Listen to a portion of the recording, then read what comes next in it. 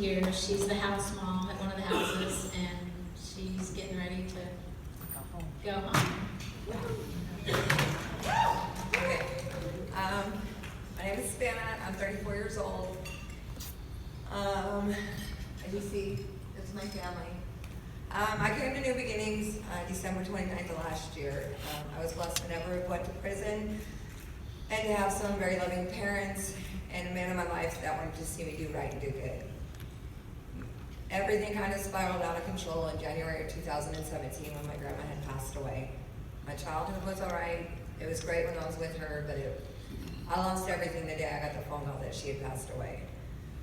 From her passing away, I went home to Alaska, and the devil was there tempting me to go off and get high, but the last thing my dad said when he put me on the plane was, if you get high, I will no longer have a daughter. So I didn't get high. But I came home and fell into probably a 9-month binge.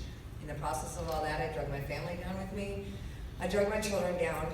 In July of 2017, my bed had caught on fire, which caused my apartment to catch on fire. And I went and stayed with some friends while I took my kids with me because it was the summertime. The parents showed up and said, well, let me have the kids come home for the 4th of July. And I said, okay. And they're only a mile up the road. I never called my dad and told him anything. And I said, all right, well, I debated on it, and I said, okay, fine, you can have them for the weekend. Well, the weekend turned into today. But in the process of all that, my dad was like, but you can't come back. If you're gonna keep getting high, you can't come home. And I was like, okay. Well, he goes out of town to Alaska, and I come, and I wiggle my way into the house with the kids, because he's not gonna throw me out because my kids are there. And then in September of 2017, my boyfriend and I took off and went to go get help. But in the process of all that, I'm thinking that he just left me strung out, and I'm just out here fending for myself. I'm still going home every night, well, what seems like every night. My dad gets hurt, and I'm not there to help him, but in the gist of all of it, he's still there helping me. Thanksgiving rolls around, and he tells me to get it out of my system because it's the first year I'm not going to be welcomed in his home anymore. And if I leave the house with my children again, then he's going to call the cops and he's going to call CPS because I'm no longer pulling my children through this. So it was probably then in November that I got back in touch with Larry, and he told me I needed to get help because I used to tell him, well, if you go get help, I'll be right behind you. I won't be there tomorrow, but I'll be behind you. 3 months later, I was behind him. I called him, and I was real negative, and I just could hear what God had done in his life, and I was like, I want what you got. And he kept sending me the number to New Beginnings, and I would delete it. I don't want to hear it, I'm just not hearing this faith-based thing, because I was scared to let the Lord into my life all the way. And then I spent Christmas, when I spent Christmas Day trying to get high and not with my children, I knew that I had a problem, and I needed help because I didn't want to live my life hating. I didn't want my children to hate me the way I did my parents growing up.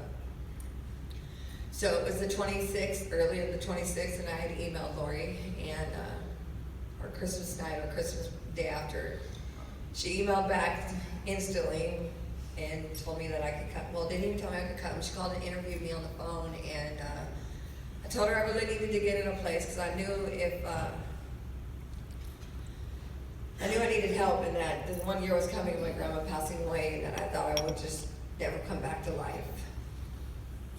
And so she said, okay, well, I'm going to talk to Missy. I think we got one bed. I don't know how that went. I waited by the phone for her to call me back. I went to work that night, and I tried to get high at work, and I couldn't. And my stepmom calls in at night and says, quit your job, quit tonight, you're leaving traveling. I said, okay, well, I'm not leaving until I go to the doctor's on January 3rd, because I was just, New Year's Eve was coming up. I was going to go get high. I was going to go party. And my dad talked to me that night and said, no, you're going tomorrow. I said, no, I'm not going to go till at least Saturday. So we broke it down. He made sure I left before New Year's Eve because he said he might not ever come home again. So needless to say, I've been here since December 29th. I'll be going home around Christmas to go home and be with my kids. I have gained the trust of my dad and my kids. I finally got a house key for my dad for the first time in about 6 years when my addiction really fell apart in July. He let me watch my kids for 2 weeks while he went to Alaska. So I will be going home. I have stood in the gap, and because I have done so good, I have a brother who also has struggled with addiction, who is now in a faith-based program as well for men. So I can't thank my parents enough for loving me so much and to hurt me where he knew it would count, and it was to threaten to take my children away and throw me in jail. But that day I knew my dad loved me unconditionally, and I will give that love back to my children.